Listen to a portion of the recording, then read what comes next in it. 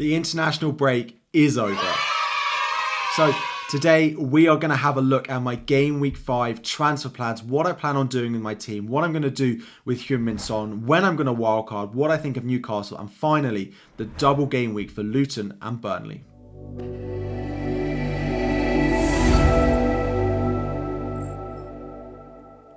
What is up everyone, FPL Harry here, and today it is my game week 5 transfer plans. We've had the international break. I think all international fixtures are either over today or they've already passed. So today it is finally time to have a look and a review of what I'm going to do with my team going into game week 5. Always the aim, 1,000 likes on the video. Subscribe if you are new around here as well. We are so close to 80,000 subscribers. So my team for game week 5, before we make any transfers, looks like this. We do have 2 free transfers and 1.8 million in the bank, so do think about that when we're considering what moves to make with my team. Turner starts in goal over Jordan Pickford. I have made a slight change in the defence where Stupinan is going to start over Saliba. I don't expect a clean sheet for either, and of course the Brighton attack, and Stupinan has much more attacking threat than Saliba does, particularly with the way Manchester United are looking defensively at the moment. So starting a Stupinan, then we have Udogie and Ben Chilwell. Ben Chilwell does continue to stay in my team despite the poor form, just given the fixtures that he does have going forward. In midfield, it is the midfield 5. Really happy with it still. We have Bukayo Saka, we have Marcus Rashford, Bruno Fernandes, Bryan Mbeumo, and James Maddison, with Erling Haaland up front being my captain at the moment, and Jackson also up front. Again, Jackson's an interesting one. We'll talk about him in a little bit more detail. People are very quick to sell him at the moment. Despite him scoring in game week 3, he did miss a big chance in game week 4, which caused him to blank. But if that goes in, I don't think anyone's selling him, and I think more people are going to be buying into him. So I'm surprised, given the fixtures, that people are still selling Jackson. I don't really think I'm going to do it myself. So this is my team. It looks really good. It looks really good for quite a few number of weeks, but I do have 2 free transfers. I do have 1.8 million in the bank to spend as well. There are a few players that I am not that happy with, particularly in goal, are the ones that I'm really looking at. I do also think there's a chance to bolster the defence over the next couple of weeks. We've spoken about Newcastle as well, so we'll talk about them. I'm not massively unhappy with my team, and I don't think, if I had 1 free transfer this week, I'd probably roll my free transfer, but because I have 2, I do need to find something to do. And actually, before I decide what transfers to make, I need to decide when I'm going to wildcard. Now, you're probably thinking, well, Harry, if you're not going to wildcard this week, why do you actually need to decide when you're going to wildcard to make your transfers this week? Well, because it decides a lot of things about what I'm able to do with my team. I think there are 3 real opportunities about when I can wildcard. We've got game week 8 to 10, we've got game week 16 to 17, and we've got game week 19. And I think there's pros and cons of each, and then you've got the percentage chance that I have of using each one. Now, game week 8 to 10 is the one that a lot of people are talking about. It's when there's fixture swings to start for the likes of Liverpool, for the likes of Aston Villa, and a difficult run of fixtures for Manchester City. This would allow you to get on some of those Liverpool players. It would allow you to get on some of those Aston Villa players, potentially sell some of those Manchester City players, although I don't have them in my squad at the moment. The thing is, getting Mo Salah into your team requires quite a lot of restructure. Now, you could just simply do 2 transfers, but generally, a Salah squad looks very different to a non-Salah squad with how the money is spread around. So a wildcard allows you to very easily do that without having to take a lot of hits. Now, you could use free transfers to go and get Mo Salah, but the chances are, with the other fixture swings that you've got there, you'd want to make more than just 2 transfers going into that week. I personally prefer game week 10 out of all of those. You do miss Salah playing against Everton in game week 9, but I do think the fixtures against Sheffield United for Manchester United and against Fulham for Tottenham are good enough that you don't need to wildcard in game week 9. So I think that's my favourite option at the moment, is a game week 10 wildcard. It also allows me the opportunity to be aggressive over the next few weeks, and that does include potentially buying some Luton players for their double game week. You think that's crazy? We'll talk about them a bit later on in the video. And then there are 2 other options, game week 16-17 and game week 19. Game week 16-17 is when the Liverpool fixture swing ends. So just like you can restructure to buy Salah, you can restructure to sell Salah. When you sell Salah out of your team, it isn't as simple as you sell someone and upgrade someone else. There are a lot of transfers that you'd like to make with the money in your team. So again, it isn't just 2 transfers, which you'd probably have to do if you do decide to go and buy Mo Salah early on, but I do think there's an opportunity to wildcard here. The other big one is actually in game week 19. Game week 19 is after the blank game week for Manchester City versus Brentford, so you could use that to your advantage to potentially sell some of those assets in game week 18, then wildcard in game week 19 to bring some of them back in. Both of these have their pros and cons. It does mean that you don't have the opportunity to be aggressive in the short term. It does mean you're likely to have to take hits to go and bring Salah into our teams if that's what we decide going into game week 9 or 10. Now, if I decide and you decide that you don't want Salah at all, then game week 19 is the best opportunity to wildcard. You don't need to wildcard between now and then, in my opinion, at the moment, unless you need to go and be bringing in Mo Salah, which I do plan on doing at the moment. So because of that, I do think game week 8 to 10, and 10 in my mind is where I'm most likely to wildcard. It's currently about a 60%. Game week 16, 17 is only about 10%, but I do think it's possible. And then game week 19 at the moment is about a 1 in 3 chance, a 30% chance. So with that in mind, one of the teams I do want to target, particularly in defence, is Newcastle. Looking at their fixtures between now and then when I'm going to wildcard in game week 10, they look really nice. I think there'll be at least 3 clean sheets in there for them. Now, I'm getting a lot of comments on the video saying, Harry, why are you recommending Newcastle Defence when they aren't keeping many clean sheets? And I think they've kept 3 clean sheets in their past 20 plus Premier League games. But when you look at the underlying data, it does advise that we should be buying into them. So far this season, they have the 6th best expected goals conceded, the 6th best underlying data of any defence in the league, despite having played Aston Villa, Manchester City, Liverpool and Brighton as the opening 4 games, 4 of the best attacks so far this season. So when they go into an easier fixture run like this, including Crystal Palace, Burnley, Sheffield United and even West Ham away, I do think there is a good chance that there'll be a reasonable amount of clean sheets in there. Now, which option am I going to go with? The 3 I'm looking at are Botman, Schär and then Trippier, and I actually think that they're all worth the money that you have to pay for them. To be honest, Botman should be 5 million, Schär should be 5.5 million and Trippier is fine at 6.5, but I all think they have their own benefits. Botman is the cheapest. He might be the most nailed as well, given the rotation that Schär could see with his injuries, Trippier with Livramento as well, but he has the least attacking threat despite picking up an assist in game week 1. Next up is Fabian Schär, who does have more attacking threat. He is the main threat from corners, from set pieces. He has also got a good passing range that he can pass out from the back and get some assists that way.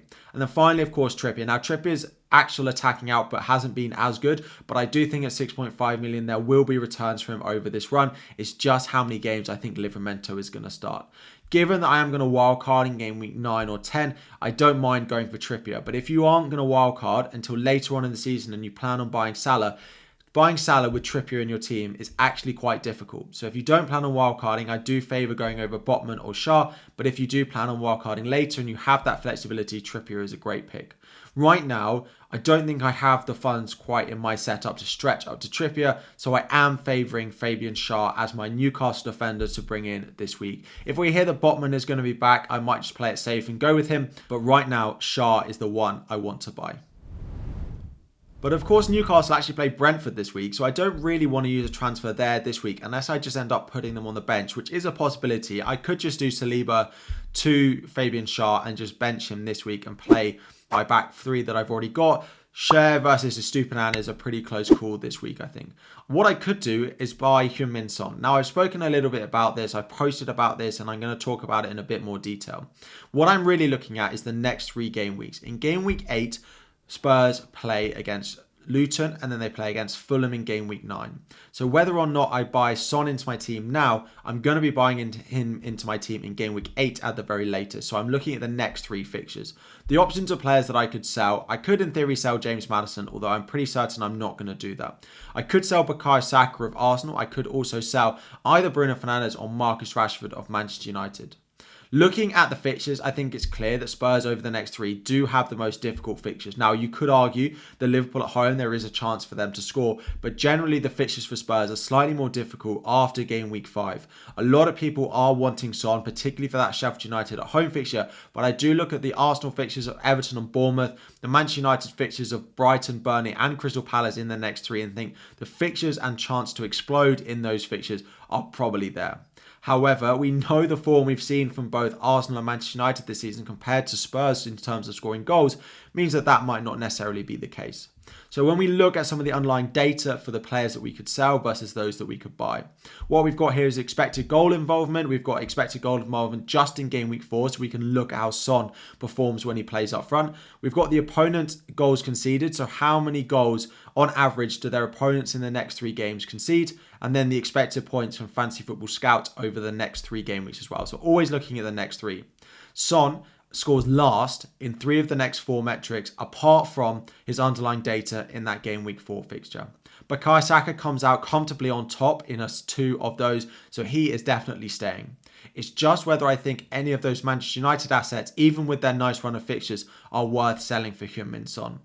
For me, there's too much unknowns. We do expect Son to stay in that central position, but I don't necessarily think it's 100% certain against Sheffield United this weekend.